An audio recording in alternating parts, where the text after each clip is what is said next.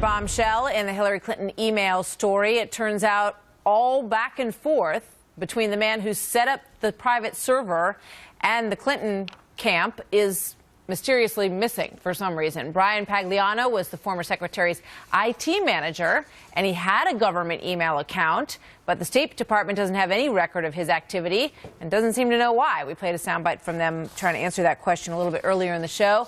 Joined now by David Goodfriend, former Deputy Staff Secretary to President Bill Clinton, and Lars Larson, syndicated radio host and a Donald Trump supporter. Gentlemen, welcome. Good to have you here. David, let me start with you. Sure. You know, I know you're going to say it's not odd, but I think a lot of people look at that and say, that's weird, that's odd. Where would they be? Why would they be missing, and where are they? Well, we're talking about a lawsuit brought by the Republican National Committee, which is desperately trying to change the subject away from their nomination process and their bad nominee. They're looking for anything that will unify the party. What's better than picking on Hillary Clinton? So that's what this is really about. Let's just get that on the table. But I'm asking you a question. Why does it does it not seem unusual to you that there wouldn't be any emails from this person who has got immunity now in this case? Here's what's unusual to me. 11 hours in front of Trey Gowdy's committee, and they couldn't lay a finger on her. Give it up, guys. This dog won't hunt. They have got to find something else to talk about. But they can't, because the Republican Party's in disarray. This is all they've got, and it's going to lead them down a rat hole. It's not going anywhere. All right, you still didn't answer the question.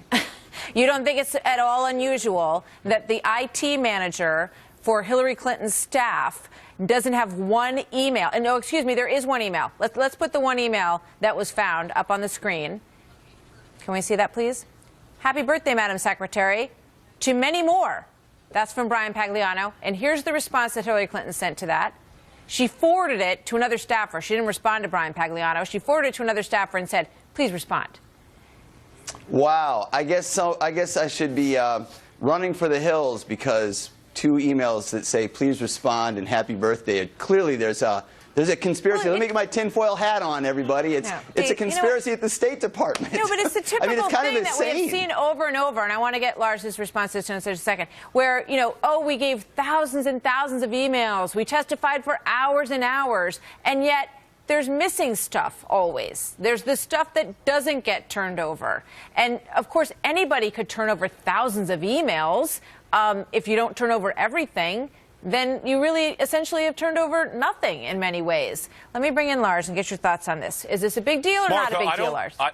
I don't find it is a big deal, because Hillary Clinton committed crimes at the State Department. She destroyed public records. That's a crime. And one of the punishments is you can't hold public office if convicted. One of the crimes is she exposed American secrets. And David says he can't answer it, and then he tries to change the subject. The subject is this.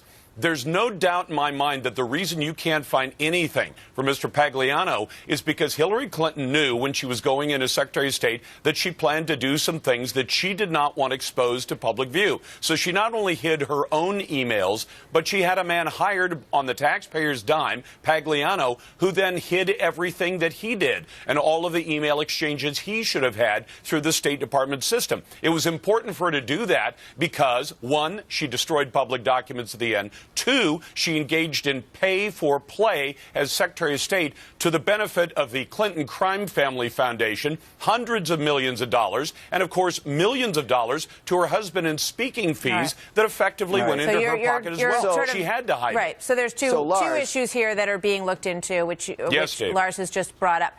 But, you know, the fact remains that when you work for the government, David, as you well know, you don't get to parse out stuff. Everything that you're doing, essentially, is as an employee of the American people. So you don't get to have certain things disappear. You know, it reminds me of the travel documents that were found, you know, a couple years after the law wanted to look at them. They were found in the residence, suspicion. You know, I mean, they popped out of nowhere. So you don't get to do that. You can't set up your own little quasi, you know, government sideline arrangement. It's just not allowed. Certainly it's not. And Lars, in addition to being a radio commentator, now has the credentials of mind reader, judge, and jury, because I guess he's figured this all out, to the exclusion of Trey Gowdy and his entire committee, the FBI, the Department of Justice. I think, Lars, you should be the next Attorney General. You're just that good. The bottom line is we've had so many. Yeah, of course you would. The problem is we actually have a system in the United States where the investigators go to prosecute when they feel they have enough evidence. And guess what? We're all going to know the answer to that one within a matter of weeks, maybe months at the most. But you won't have, here's the problem. The Republican National Committee, which is trying to do this in order to change the subject away from their disastrous nomination process, is now going to be in a position, after the FBI and the Department of Justice do not bring an indictment, which I believe is going to happen, then you're going to see Republicans say, it's a cover-up. They should have, but they didn't. And that's not going to work either. You know what? It's not going to work any better than this is working. And when that comes forward, everybody will have to accept that answer for what it is. I agree with that. We're merely asking for everyone to be under the same standard. When you have to turn everything over, you have to turn everything over. That's what this is about. All agreed. You know, in terms of how the race is going, you know, when you look at the Quinnipiac polls, it looks like the race is pretty tight. So we will see, and we will talk to you both again, which we enjoy doing, to the future Attorney General, Martha. and to David Thank Goodfriend. you, Martha. Good to speak to you both. Thanks, guys.